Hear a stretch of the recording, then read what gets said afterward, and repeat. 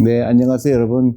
반갑습니다. 메리츠 자서운영의 존리 대표고요. 오늘 제가 아주 특별한 분을 모셨습니다. 박일환 전 대법관님이신데요. 어떻게 지내셨어요? 잘 지내고 있습니다. 네. 그래서 오늘은 그 주제가 좀 특별한 것 같아요. 좀 작년 가을쯤에 성가정이라는 그 입양원인가요? 거기 이제 버려진 아이들 3살까지 버려진 아이들을 3살까지 돌보고 그 아이들을 이제 3살 이후에는 보육원으로 옮겨지는 때까지 관리를 하시는 이제 수녀님께서 연락이 오셨어요. 그래서 그분의 이제 제안이 그 많은 버려진 아이들이 있는데 이제 보육원으로 옮겨진 다음에 18살이 되면 그 강제로 나가야 된다고 합니다. 근데 보통 18살에 나갈 때 갖고 나가는 돈이 800만 원 정도밖에 되지 않는다고 그래요. 근데 아시다시피 800만 원 가지고는 며칠 쓰다가 낭비하고 그다음에 나중에는 경제 활동을 할 수 없을 정도로 어려움을 겪는다고 그래서 스님이 찾아오신 이유는 제 유튜브를 보고 이 아이들이 경제 독립을 하기 위해서 경제 자립을 하기 위해서 버려질 때 어렸을 때부터 그 아이 이름으로 주식에 투자하거나 펀드에 투자했을 경우에 그 아이가 18살에 나갈 때 그래도 어느 정도 그 충분한 자금이 물론 충분하진 않겠지만은 어느 정도 사이즈가 큰 자금이 있으면은 도움이 되지 않겠느냐 그런 취지로 오셔서 저는 이제 너무나 반갑게 좋은 아이디어라고 생각해서 저희가 이제 그 일을 추진하고 있는 도중에 우리가 이제 생각하지 못한 복병을 만난 겁니다. 그 법적인 거죠. 예를 들면 이제 후견인이죠. 아니면 대리인에 있어야 그 아이들이 미성년자이기 때문에 계좌를 틀 수가 있는데 근데 복잡한 과정이 있는 거예요. 예를 들어서 그 아이가 18살이 나왔을 때 친부모가 와서 그게 이제 그 자금에 대해서 클레임을 할 수가 있고 그걸 법적으로 또 문제가 될 수가 있고 또 이제 원장님이 또 후견을 하게 되면 또 국가에서 주는 돈을 만약에 주식에 투자했다가 원금 손상이 있을 때는 또 책임 소재가 또 분명하지 않고 그러니까 다 어떻게 보면 사각지대라고 생각이 들어요. 그래서 정확하게 저희가 취지는 좋은데 여러 가지 그런 법적인 문제 때문에 도움이 필요할 것 같아서 오늘 대법관님을 모시고 여러 가지 법적인 얘기를 듣고 싶고 또 동참하시는 분들이 있으면 이런 아이디어에 대해서 동참하고 싶으신 분들도 마찬가지로 동참했으면 하는 그런 취지에서 모셨습니다. 첫 번째로 이제 전반적으로 어떻게 생각하세요? 비공식적으로 좀 여쭤본 것들이 있는데요.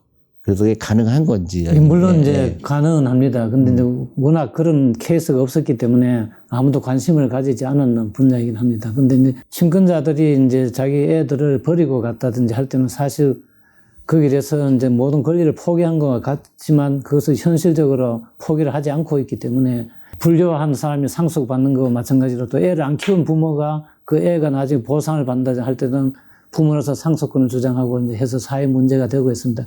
여기에 대해서는 아직 우리가 법이 상당히 미비하기 때문에 지금도 이런 문제가 나오면 좀 해결이 어렵다. 그런 말씀을 드리고 싶습니다. 그러면 어쨌든 간에 이제 법적으로는 좀 미비한 점이 있더라도, 이제 시작을 해야 될 것 같거든요. 그렇죠. 그래서 제가 이제 저 같은 경우는 이제 예를 들어서 어떤 아이한테 한 달에 10만 원씩 투자를 해준다든가 했을 경우에 이제 그 아이가 보육원에서 나올 때 한 1억 정도가 생기면 이제 큰 돈이 됐잖아요. 그렇죠. 근데 이제 부모님이 와서 이거는 내가 친부모이기 때문에 이 1억은 내가 사용할 수 있다. 그리고 어떻게 실질적으로 어떤 방법이 있을까요? 그거를 부모는 사실은 이제 애들이 미성년 될 때 애를 관리만 해줄 수 있고 자기가 소비하면 안 되죠. 그런데 사실상 이제 소비를 해버려도 부모와 자식 사이에 그걸 고소할 수도 없고 또 사용하고 나면 손해배상 받을 길도 막연하기 때문에 이제 그런 문제가 생깁니다. 자기가 번 돈이 아니고 이제 제3자가 기부를 했을 때는 기부한 사람이 가장 이해관계가 크니까 그 사람이 이제 관리하도록 하는 것이 제일 올바른 방법이 아니겠나 생각을 합니다. 그래서 우리 민법에도 조문을 보면은 918조인가에 보면은 기부한 사람이 그 기부한 돈의 관리인을 제3자가 관리하도록 지정을 할 수가 있습니다. 물론 이제 제3자도 할 수 있지만 자기가 관리하겠다고 할 수도 있잖아요. 자기가 기부한 것은 자기가 관리하는 것이 제일 사회적으로 봐서 제일 타당한 방법이 아니겠나 생각을 합니다. 이런 경우도 있지 않을까요? 예를 들어 제가 아이 이름을 했는데 주식시장에 호황이 와갖고 10만 원, 20만 원씩 한 게 예를 들어 굉장히 큰 돈이 됐을 때 제가 마음이 변한 거죠. 그래서 내가 이 돈을 내가 쓰고 싶다고. 그런 건 어떻게 되나요? 그거는 그렇게는 못하죠. 일단 아, 예. 소유권이 넘어간 다음에는 네, 관리만 해줄 수 있지 처분은 못합니다. 예. 그건 대법관이 생각하시기에 지금 있는 법 체계 가지고 일단 시작은 할 수 있다 그렇게 그렇죠. 보시는. 예. 그 저도는 이제 원래 나온 건 아마 이제 아들이나 며느리는 못 믿겠고 손자는 주고 싶고 할 때 그 조부모가 손자한테 돈을 주고 관리는 자기가 하고 싶은 그런 제도를 아마 착안을 해서 그 조문이 나온 거 아닌가 싶습니다. 그래서 그 처음에는 저희가 이거를 어떤 방법으로 할까 고민을 많이 하다가 이제 수장님이 제안하신 건데 처음부터 아이 이름으로 계좌를 서줄 때 부모님한테 그 생모한테 연락을 해서 이거를 각서를 받고 이제 이거는 소유권을 주장하지 않겠다. 그걸 하면 편하지 않겠느냐. 처음엔 그런 생각을 해갖고요. 예.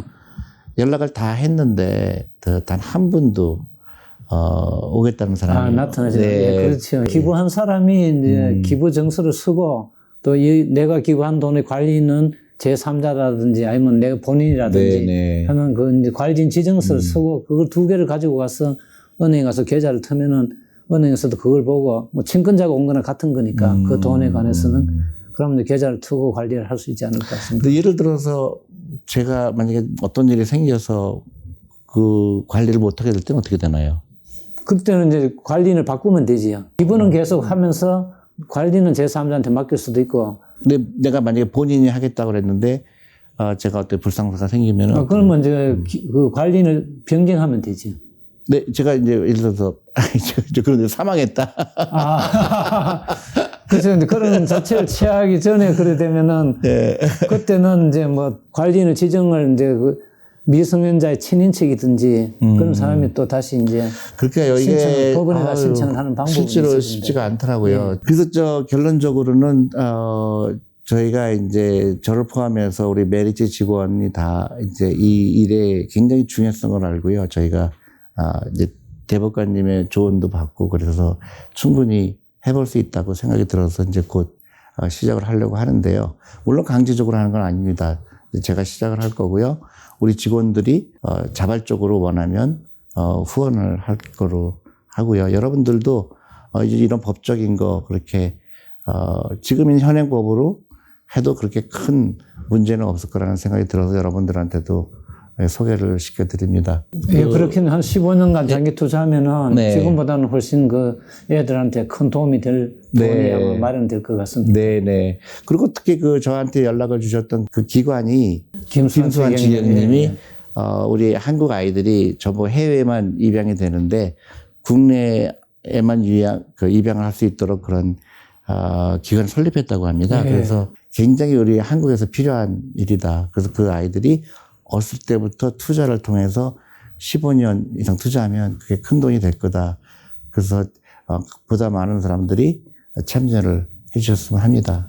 예, 애들도 아마 이제 푼돈이 모여가 큰 돈이 된다는 것을 어렸을 때부터 관심을 가지고 맞습니다. 보면은 근데 성인이 돼서 살아갈 때도 자기 또 앞으로 생활을 그런 식으로 하면은 우리나라 본인에게도 큰 도움이 되고 또 나라의 경제 발전에도 큰 도움이 될 것 같습니다. 그 대법관님이 오셔서 아주 굉장히 중요한 정보를 주신 것 같아요. 그래서 저희가 여러 가지 방법을 생각하다가 이제 이렇게 하면 되겠구나 해서 이제 큰 그림으로는 제가 시작하기로 됐고요.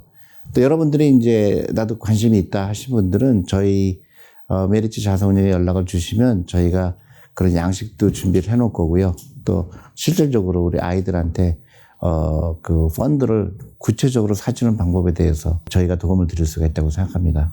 대법관님 오늘 시간 내주셔서 감사합니다. 예. 그렇습니다. 좋은 일을 많이 하십니다. 네.